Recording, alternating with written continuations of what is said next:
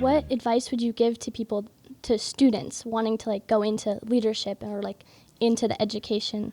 Ooh, okay, leadership and education. First of all, we need great teachers, so come join us.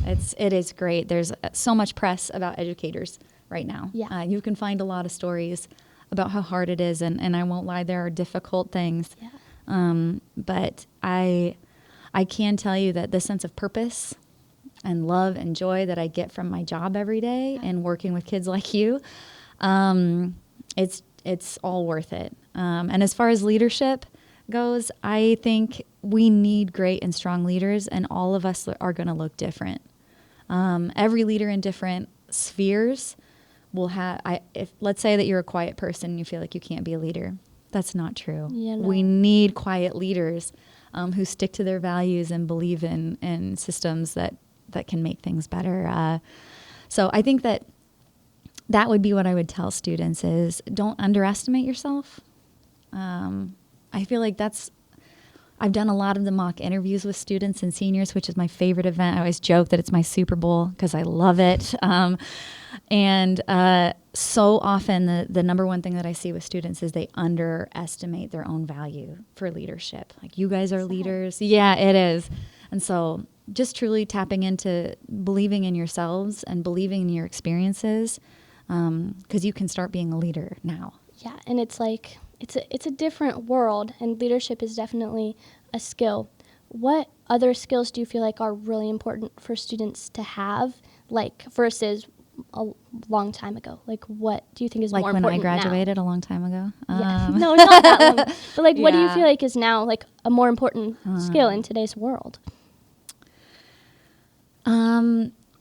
I think the underrated skill that I see so often is problem solving. I think that's it. It's the critical thinking skills and then the problem solving to get there. I think that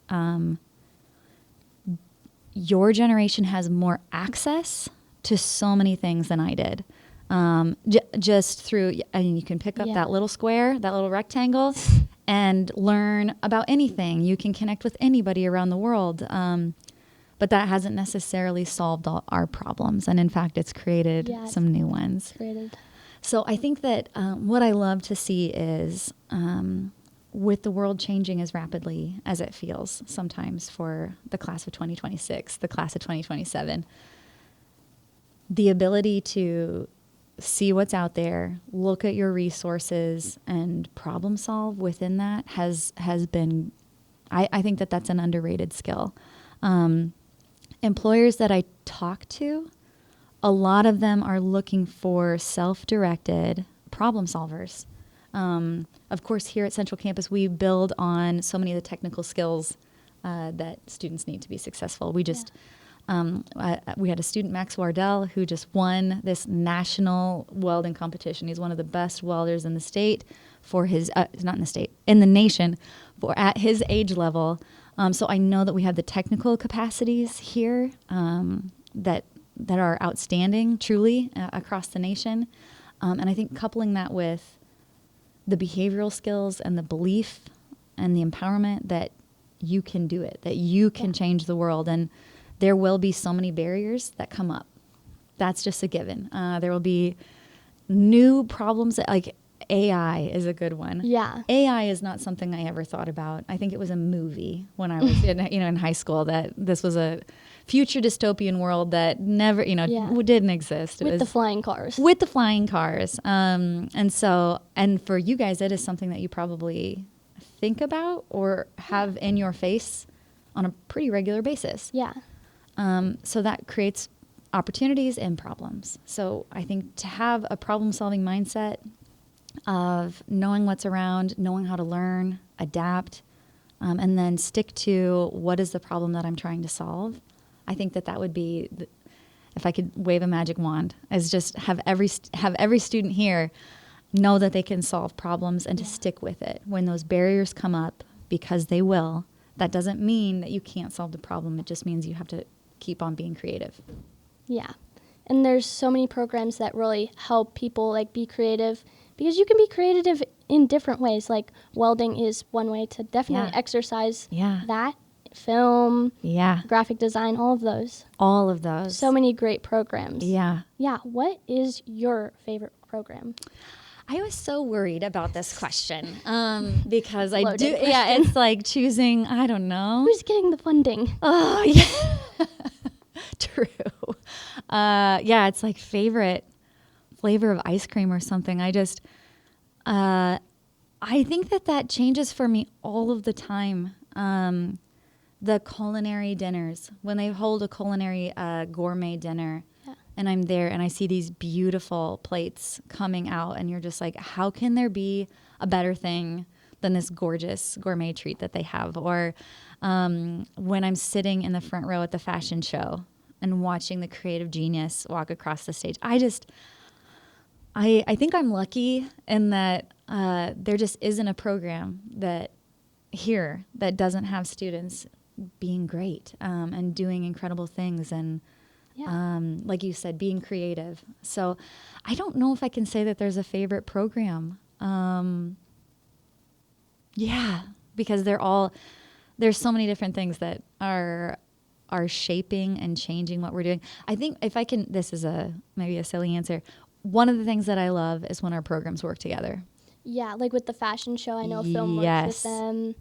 It's a great example. Fashion show, obviously fashion is involved, but then film, broadcast and film, there's no way that they could run it to the degree without your work. Yeah, like we do like the sound, the videos. It's incredible. Yeah. I remember my first one, the lights went down and you can just see the stage illuminated, and I can still hear the opening song that you guys put to the video as Miss Holland comes into the screen. I can still remember that, just thinking the level of production here is so incredible.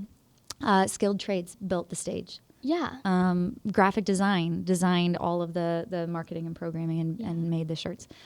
I love seeing programs come together because that to me is also just the innovation that exists. It's like the normal innovation that exists within your program, and then we just take it to the next level where we create something that we never even knew was possible.